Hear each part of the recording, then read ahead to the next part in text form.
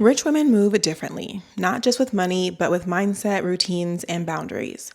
If you're ready to level up and live like the woman you know you are becoming, this is the video for you. Sometimes it works out and sometimes it don't. Sometimes you win some. Hey y'all, welcome back to the channel. If you're new here, my name is Amber and I'm your guide to all things personal growth and development. Here on this channel, I help you learn how to elevate your life with intention and ease. So let's get into it. Today, we're going to be talking about rich habits that everyone should have. And no, I am not just talking about financial wealth. I'm talking about mental abundance and happiness in all areas of your life. Money, mindset, self-care, and overall success. So if you love all those things, definitely give this video a like and let's jump right into the topic. Habit number 1 is that rich women understand that self-investment comes first. Rich women do not wait for someone else to invest in them. You have to learn how to invest in yourself and to see yourself as a priority. So what does that look like to you? Is that buying a book that's going to help you level up in your career or in your personal self-love journey? Is that taking a course that can help you elevate and get to that next level?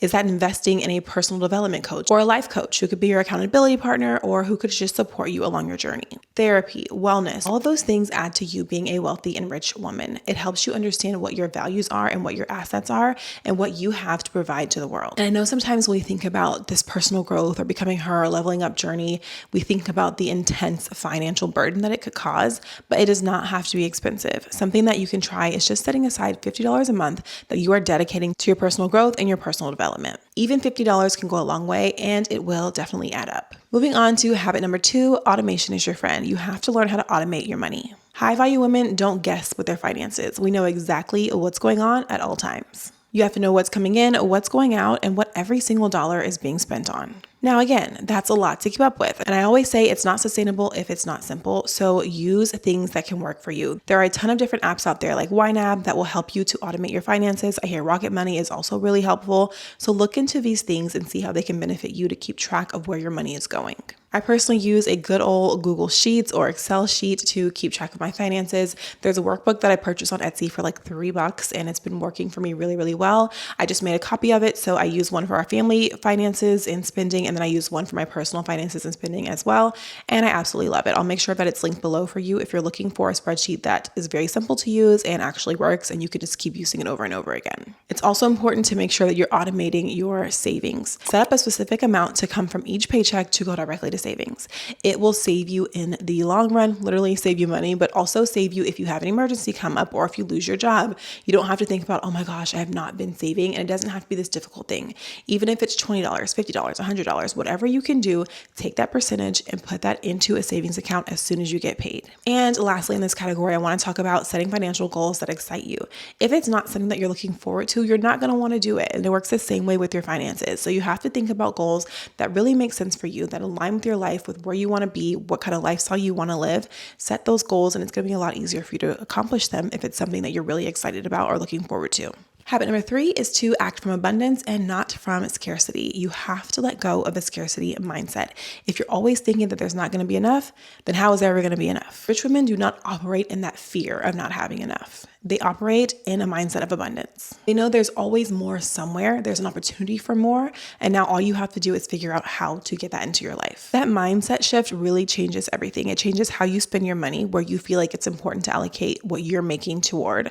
Or if you're a business owner, it changes how you decide what your rate is, how you decide what your value is, how you decide how much your services are worth to other people. And it also changes how you show up in the world. If you go into the world with the mindset that you can earn more, or that you can charge more for the services that you provide, or that you deserve to ask for more in the job that you already have, then those things are going to come to you because you believe that you deserve them and you're going to do the work to make sure that you get them. It's all about acting out of trust for yourself instead of acting out of fear.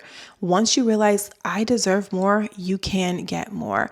This really has happened for me in my life, especially more recently. I was just trying to figure out what I want to do with my career because I'm like, look, at this point in my life, in my career, in my education, I need to be a top earner. Like, I feel like I have worked enough and I deserve that. But I had to figure out how to make that work in a way that also aligned with my lifestyle. And so I sat down and I thought about it, and I ran every different scenario in my mind until I found the perfect solution that worked for me, which was basically working in a consulting position in the education field. It has been more money than I've ever made in an hourly rate, but I also still have my actual job, salary, income. And I'm just glad that I'm able to like blend those two, still have time for myself, and still build a lifestyle that I love, simply because I allowed myself to lean into the idea that I do deserve and that I can live this abundant life. Habit number 4 of a rich woman is staying ready so you don't have to get ready. A woman who knows her worth keeps her resume updated. She's got a list of all the things that she's done, projects she's worked on, and she's ready to share it. Her LinkedIn is polished, her elevator pitch is ready, which means she is ready for any opportunity that comes her way. You don't want to be scrambling when an opportunity comes to you. Your friend's like, hey, I heard about this great opportunity, send me your resume. And you're like, about that. Yeah, I haven't updated that in the past 5 or 10 years.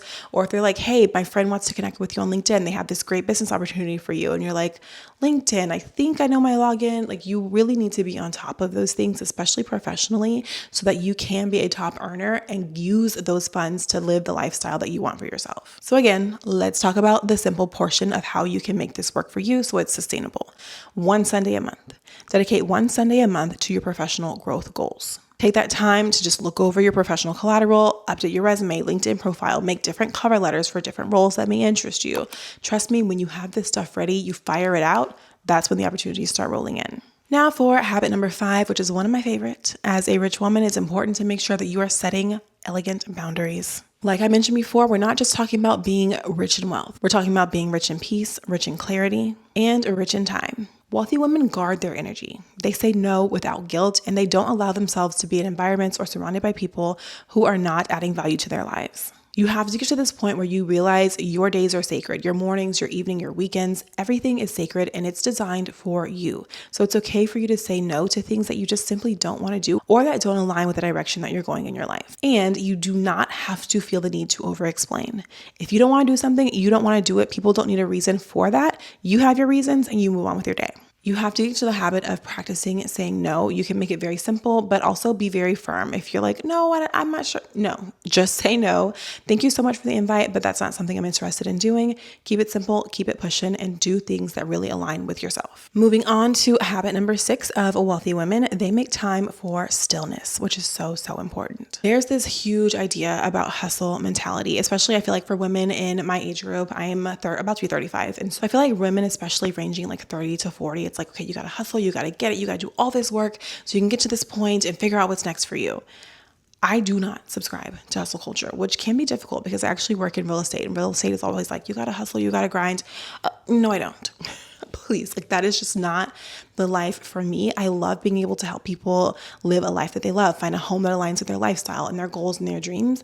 But when you live in flow, it comes to you. I have been so successful in my first few months of being a real estate agent just because I allow things to come to me. I'm not forcing it. I am not fighting it. And opportunities literally knock on my door on a regular basis. So as a rich woman, it's important to make sure you're spending time on the internal and seeing yourself in that life. Rich women invest time in doing things like journaling, visualizing, creating mood boards so they can really see themselves living the lifestyle that they want. And what are they journaling about? They're saying, what do I need to do to build this life that I love?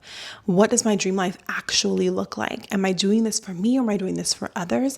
And how can I make myself a priority throughout this process? So let's talk about a very simple, sustainable way that you can actually live this mindset and take time to be still and visualize for yourself.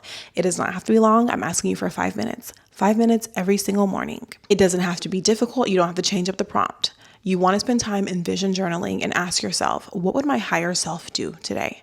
How would she spend her time? What activities would she be involved in? Who would she spend her time with?